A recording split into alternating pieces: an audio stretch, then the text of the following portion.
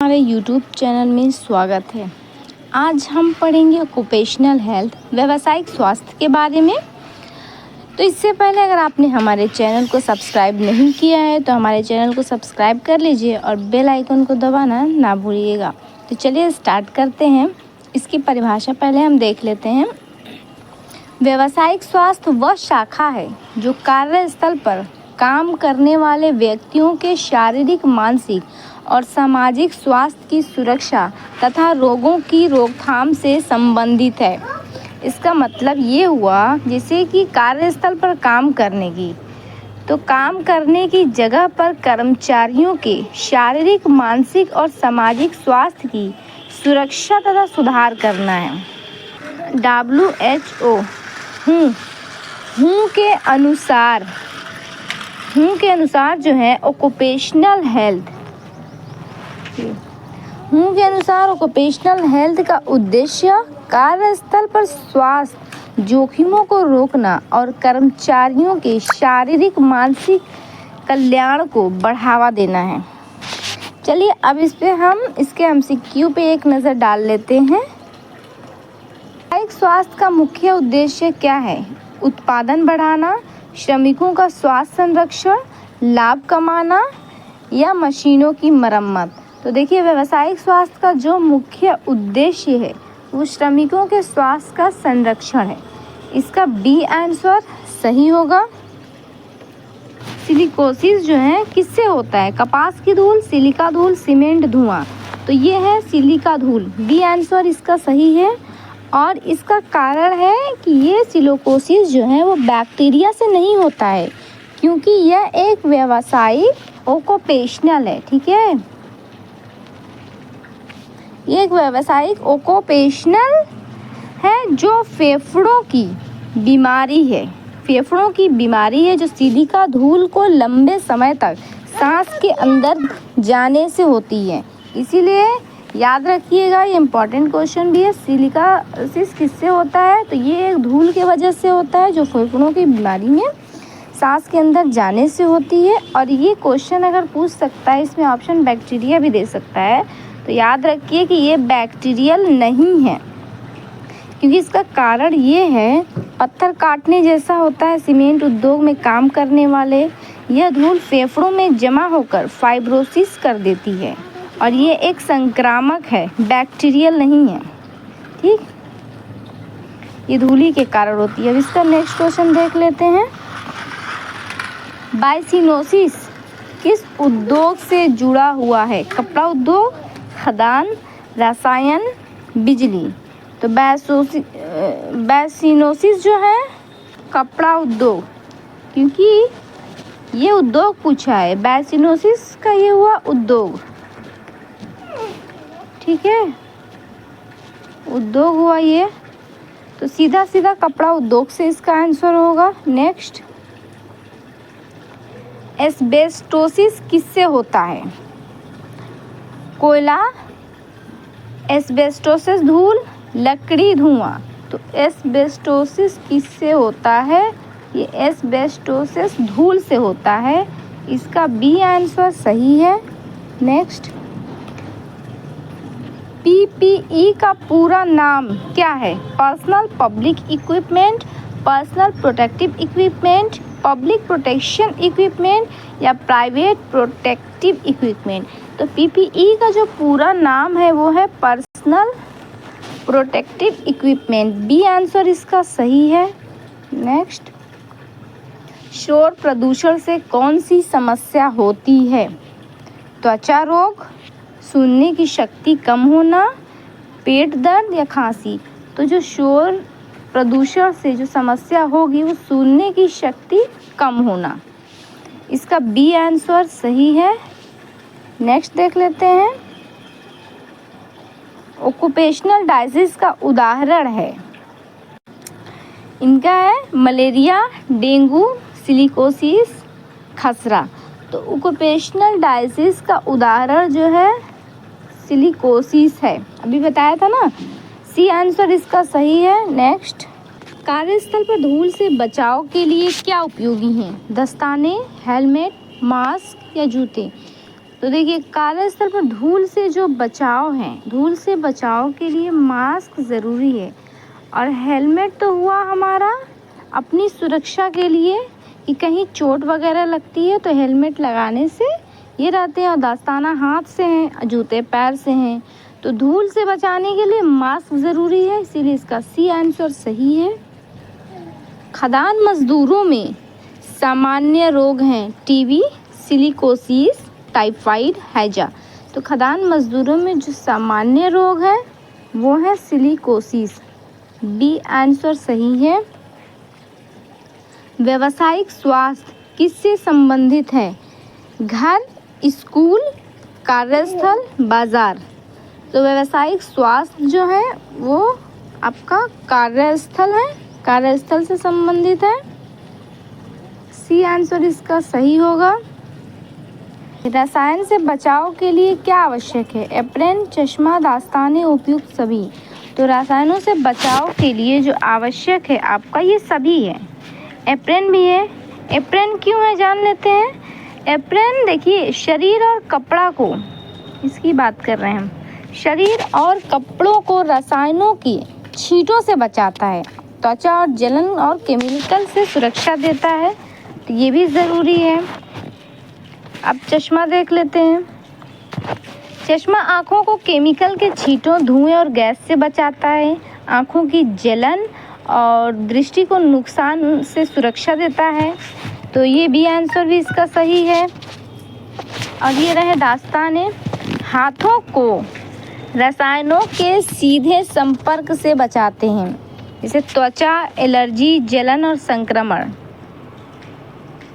त्वचा, एलर्जी हुआ, जलन और संक्रमण से, इसीलिए ये दस्तानों का भी है। रसायनों से सुरक्षा के लिए एप्रन, चश्मा और दस्ताने आवश्यक हैं क्योंकि ये त्वचा, आँख और हाथों की रसायन क्षति से बचाते हैं। इनका आंसर वही उपरोक्त सभी होगा। नेक्स्ट देख लेते हैं। ऑक्यूपेशनल हैजर्ड का अर्थ है घरेलू खतरा, कार्यस्थल का खतरा, सड़क दुर्घटना, प्रकृति आपदा। देखिए ऑक्यूपेशनल हैजर्ड का जो है वो कार्यस्थल का खतरा है। इसका देखिए इसका है ऑक्यूपेशनल हैजर्ड का जो है इसका कार्यस्थल का खतरा है, क्योंकि ऑक्यूपेशनल हैजर्ड का सीधा सीधा अर्थ है काम, पेशा। ठीक, काम और पेशा सीधा ऑक्यूपेशन से संबंधित है, इसीलिए ऑक्यूपेशनल हैजर्ड काम करने की जगह पर मौजूद जोखिम या खतरा है, इसीलिए इसका आंसर होगा बी। बी आंसर इसका सही है। ठीक है, कार्यस्थल का खतरा ये हो गया। घरेलू खतरा जो हुआ ये घर से संबंधित है, काम से नहीं। और सड़क दुर्घटना जो है ये ट्रैफिक जोखिम है जब तक वह काम का हिस्सा ना हो। प्राकृतिक आपदा जो है यह पर्यावरणीय जोखिम है, पेशे से सीधा संबंध नहीं है। जो ऑक्यूपेशनल है वो कार्य से है। ठीक है, हीट स्ट्रोक किस कारण हो सकता है? ठंड, अधिक तापमान, नमी, धूल। तो हीट स्ट्रोक जो है वो अधिक तापमान से के कारण हो सकते हैं। बी आंसर सही है। ऑक्यूपेशनल हेल्थ का संबंध किस स्वास्थ्य से है? केवल शारीरिक, केवल मानसिक, शारीरिक, मानसिक व सामाजिक, केवल सामाजिक। तो देखिए ऑक्यूपेशनल हेल्थ का संबंध जो है वो सीधे सीधे शारीरिक, मानसिक व सामाजिक है। सी आंसर सही है। सुरक्षा प्रशिक्षण का उद्देश्य है समय बर्बाद करना, दुर्घटना रोकना, मजदूरी घटाना या छुट्टी देना। तो सुरक्षा प्रशिक्षण का जो उद्देश्य है वो दुर्घटना रोकना है। बी आंसर सही। लंबे समय तक कंपन से क्या हो सकता है? सिर दर्द, हाथों में सुन्नता, बुखार या खांसी। तो लंबे समय से जो हाथों में कंपन है यानी वाइब्रेशन जो है वह हाथों में सुन्नता, हाथों को सुन्न कर देता है। बी आंसर सही है। फैक्ट्री अधिनियम भारत में कब लागू हुआ? 1948, 1952, 1960, 1975। तो जो फैक्ट्री अधिनियम है वो भारत में आपका 1948 में शुरू हुआ था, लागू हुआ। इसका ए आंसर सही है। ऑक्यूपेशनल कैंसर किससे संबंधित ऑक्यूपेशनल कैंसर किससे हो सकता है? रसायनों से, पानी से, दूध से या फल से? तो ऑक्यूपेशनल कैंसर जो है वो रसायनों से हो सकेंगे, क्योंकि पानी, दूध, फल से इनका कोई लेना देना नहीं है। देख लेते हैं। प्राथमिक रोकथाम का उदाहरण है पीपीई का उपयोग, दवा देना, ऑपरेशन या भर्ती करना। तो पीपीई का इसका उपयोग होगा। ए आंसर सही है। और नेक्स्ट क्वेश्चन देख लेते हैं हम इसका। व्यावसायिक स्वास्थ्य सेवाओं का लक्ष्य है उत्पादन घटाना, कल्याण, श्रमिक कल्याण, लाभ बढ़ाना, कर वसूली। तो इसका बी आंसर सही होगा, श्रमिक कल्याण। ठीक है, अब हम नज़र डाल लेते हैं। यहाँ से शुरुआत करते हैं। बिजली के साथ न्यूनतम श्रमिक संख्या क्या है? 5, 10, 15, 20। तो बिजली के साथ जो न्यूनतम श्रमिक संख्या होंगे वो 10 है। नेक्स्ट देख लेते हैं। बिना बिजली न्यूनतम श्रमिक संख्या क्या है? 10, 15, 20, 25। तो इसका आंसर है 20, क्योंकि जहाँ बिजली कम यूज़ होगी तो उसकी जो है न्यूनतम श्रमिक संख्या 20 होंगे। सी आंसर इसका सही है। अधिकतम कार्य अवधि प्रति सप्ताह कितना होना चाहिए? 40 घंटे, 45 घंटे, 48 घंटे, 60 घंटे। तो बिजली की जो है अधिकतम कार्य अवधि जो है वो 48 घंटे होने चाहिए। सी आंसर सही है। नेक्स्ट, प्रतिदिन अधिकतम कार्य समय 6, 8, 9 या 10 घंटे होने चाहिए। तो काम करने का जो समय है व्यक्ति में वो 9 घंटे का होना चाहिए। सी आंसर सही है। विश्राम अंतराल अनिवार्य है? 3 घंटे, 4 घंटे, 5 घंटे या 6 घंटे? तो विश्राम अंतराल बिल्कुल अनिवार्य है, लेकिन ये है 5 घंटे। सी आंसर सही है। चाइल्ड की आयु सीमा क्या होनी चाहिए? 12, 14, 16, 18। ठीक है, तो चाइल्ड की आयु सीमा 14 वर्ष से कम होनी चाहिए। इसका बी आंसर सही है। एडोलिसेंट आयु ये क्या है?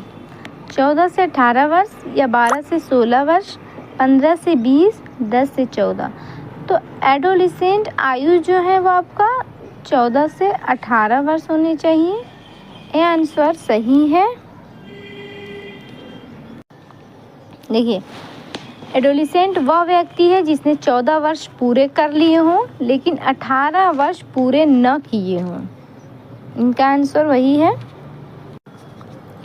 क्योंकि 10 वर्ष तो चाइल्ड श्रेणी से भी कम है और 14 वर्ष से कम को चाइल्ड माना जाता है। ठीक है, अब इसका 14 से 18 हो गया। नेक्स्ट